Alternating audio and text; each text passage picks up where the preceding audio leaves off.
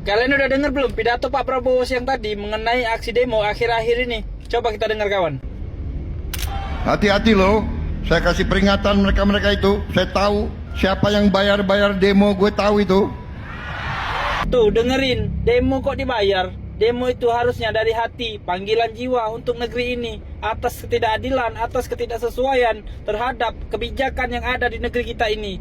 Itu baru demo. Jadi, untuk kalian para pendemo yang dibayar, hati-hati. Ini Pak Presiden loh yang ngomong. Gimana menurut kalian kawan? Oh iya, demo yang Bapak maksud yang ini kan? Atau yang ini? Ternyata benar ya.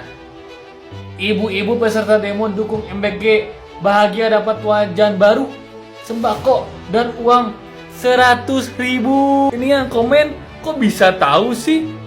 Atau jangan-jangan emang semua orang juga udah tahu ya? Ya kesimpulannya cuma 2 kata aja lah.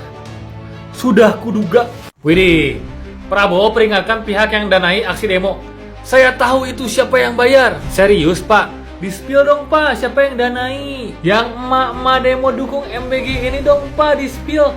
Siapa yang danai? Terus yang ini juga nih Pak, BMUBK yang diundang Gibran. Siapa Pak yang danai? Ternyata benar kawan, rombongan ibu-ibu yang ikut demo dukung MBG kemarin dibayar. Coba kalian lihat video ini. Ibu namanya ibu siapa Bu? Bu Desi. Ibu Desi. Ya. Bu ini ikut demo dukung MBG ya? MBG. Tadi saya lihat ada dikasih benda-benda kayak panci roti. Ini apa aja Bu yang dikasih Bu?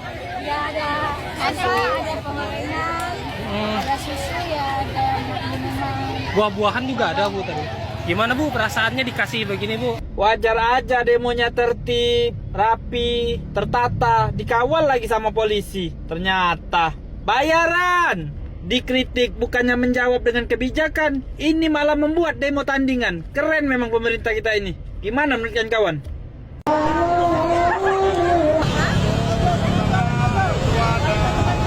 Luar biasa, ternyata demo pendukung MBG ini udah sampai ke Sumsel. Udah kayak program nasional, pergerakannya masif dan terstruktur.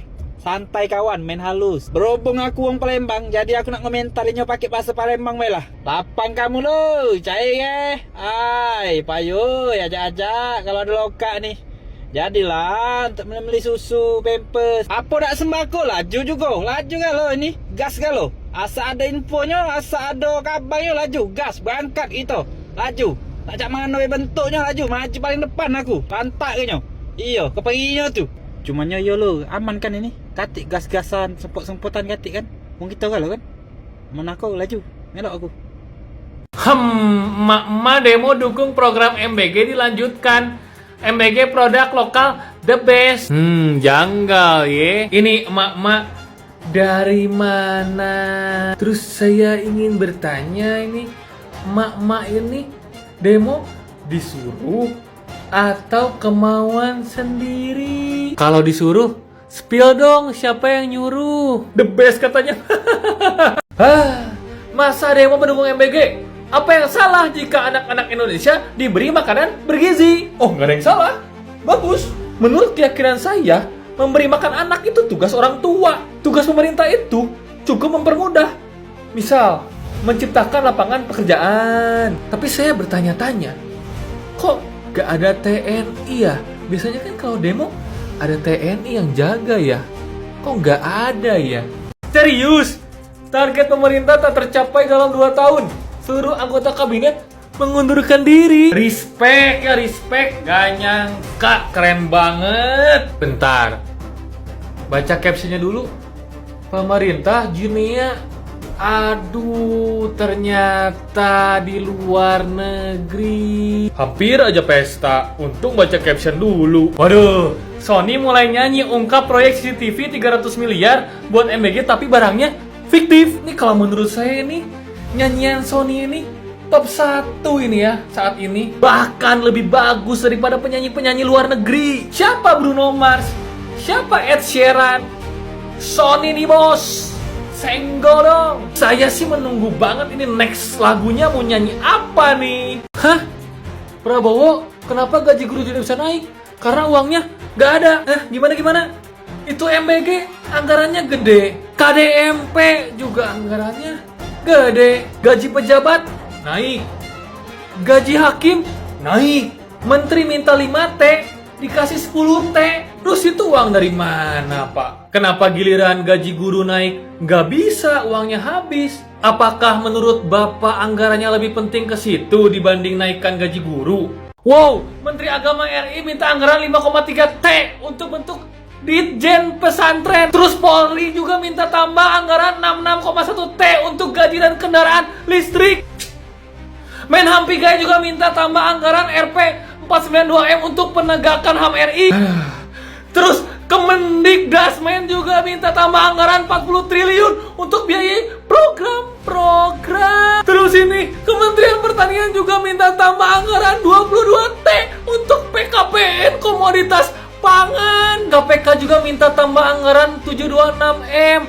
Tapi disarankan Sahroni minta 5 triliun. Tanggung. Menurut saya mereka semua yang minta anggaran harus dibuat perinciannya dulu untuk apa, lalu dipublikasikan rinciannya berapa biayanya agar masyarakat bisa menilai apakah anggaran sebesar itu dibutuhkan atau tidak, atau hanya pemborosan. Hah? BMUBK yang diundang Gibran di Istana Wapres dikeroyok. Aku terima uang dijanjikan 300 juta baru cair 20%. Yang lebih waduhnya ini ya, mereka ini dari Fakultas Hukum. Kalau berita ini benar, berarti kemarin ini mahasiswa bukan mahasiswa. Lah, Prabowo sebut ekonomi RI aneh.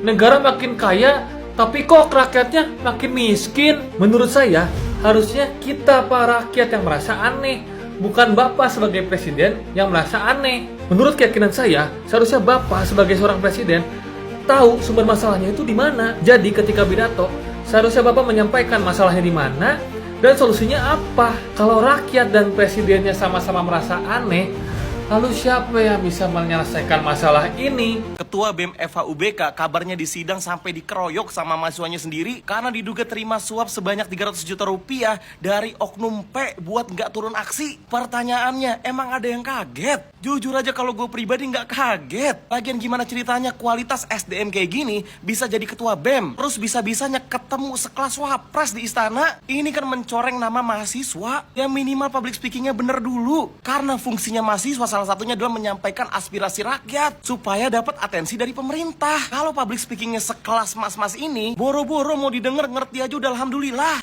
Halo guys, katanya Indonesia mau panen bonus demografi. Tapi kenapa anak mudanya malah panen pengangguran, pinjol, dan kena PHK? Ini bonus demografi atau bonus penderitaan. Dulu pemerintah bilang, tahun 2030 Indonesia akan jadi negara maju. Karena jumlah usia produktif sangat besar. Tapi lihat realita hari ini.